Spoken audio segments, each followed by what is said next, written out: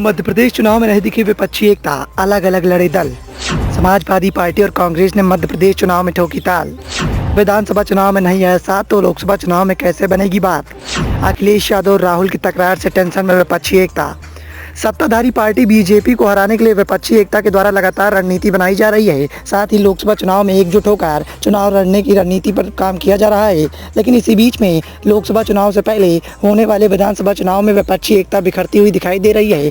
मध्य प्रदेश में होने वाले विधानसभा चुनाव में समाजवादी पार्टी ने अलग ताल ठोकी है, तो वहीं कांग्रेस अलग चुनाव के मैदान में आई है, जिसके बाद इस बात को लेकर सवाल खड़े होते हुए दिखाई दे रहे हैं कि आखिर जब विधानसभा चुनाव में विपक्षी दलों ने साथ नहीं दिया तो फिर आगामी लोकसभा चुनाव में दोनों साथ कैसे आ सकते हैं। मध्य प्रदेश में आगामी चुनाव को लेकर समाजवादी पार्टी और कांग्रेस के बीच में गठबंधन की संभावनाएं खत्म हो चुकी हैं। दरअसल रविवार को सुबह कांग्रेस ने 144 प्रत्याशियों की लिस्ट जारी की। इसमें 4 ऐसी सीटें थी जहां कांग्रेस ने अपने उम्मीदवार उतारे हैं, जिन पर समाजवादी पार्टी ने पहले से ही अपने उम्मीदवारों को उतारने का ऐलान कर दिया था।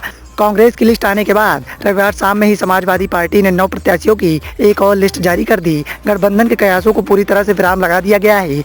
हालांकि 2024 लोकसभा चुनाव को देखते हुए इंडिया गठबंधन बनने के बावजूद भी कांग्रेस और आम आदमी पार्टी के साथ साथ समाजवादी पार्टी ने स्पष्ट किया था कि एमपी में तीनों अलग अलग चुनाव लड़ेंगी। चूंकि समाजवादी पार्टी सूबे में सभी सीटों पर उम्मीदवार नहीं उतारेगी, इसकी वजह से इस बात के कयास लगाए जा रहे थे कि कांग्रेस के साथ सियासी जुगत बैठ सकती है। कांग्रेस और समाजवादी पार्टी के बीच में जिन 4 सीटों को लेकर बात बिगड़ी है वो चितरंगी, मेहगांव, भांडेर और राजनगर की सीटें हैं। साल 2018 के विधानसभा चुनाव के दौरान कांग्रेस ने मेहगांव, भंडेर और राजनगर की सीट पर जीत हासिल की थी। हालांकि समाजवादी पार्टी के मुखिया अखिलेश यादव कांग्रेस से इस वजह से नाराज हैं क्योंकि कांग्रेस के द्वारा छतरपुर जिले की बिजराव सीट पर उम्मीदवार का ऐलान किया गया है। दरअसल 2018 में समाजवादी पार्टी इस सीट पर जीत हासिल हुई थी, लेकिन पहली लिस्ट के दौरान ही कांग्रेस ने बिजावर से चरण सिंह यादव को मैदान में उतार दिया और काफी अटकलों पर विराम लगा दिया। कांग्रेस की पहली लिस्ट के रिएक्शन के तौर पर समाजवादी पार्टी ने लिस्ट में बिजावर में डॉक्टर मनोज यादव को टिकट दे दिया है।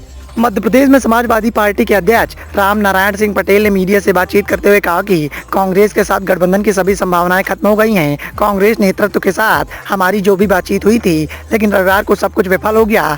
अखिलेश यादव के करीबी माने जाने वाले एक सीनियर नेता ने इस बात का आरोप लगाया कि कांग्रेस भारतीय जनता पार्टी को हराना चाहती ही नहीं है। पार्टी के पदाधिकारी ने कहा कि हमने कांग्रेस नेतृत्व के साथ बातचीत की, लेकिन वो भारतीय जनता पार्टी को हराने के लिए गठबंधन करने में कोई दिलचस्पी नहीं रख रहे हैं। ऐसा लगता है कि उनका प्राथमिक उद्देश्य भारतीय जनता पार्टी को हराना नहीं बल्कि समाजवादी पार्टी को हराना है। कांग्रेस के साथ हमारा गठबंधन लोकसभा चुनाव के लिए होगा, लेकिन मध्य प्रदेश में हम अकेले चुनाव के मैदान में जाएंगे। कांग्रेस नेतृत्व से बातचीत हुई थी और हम 10 सीटें चाहते थे, वो कम सीटों पर पेशकश कर रहे थे और अचानक उन्होंने हमें बिना बताए इतने सारे उम्मीदवारों की सूची का ऐलान कर दिया। समाजवादी पार्टी और कांग्रेस के बीच में जिस तरह की तकरार देखने को मिल रही है, उससे विपक्षी एकता पूरी तरह से टेंशन में दिखाई दे रही है।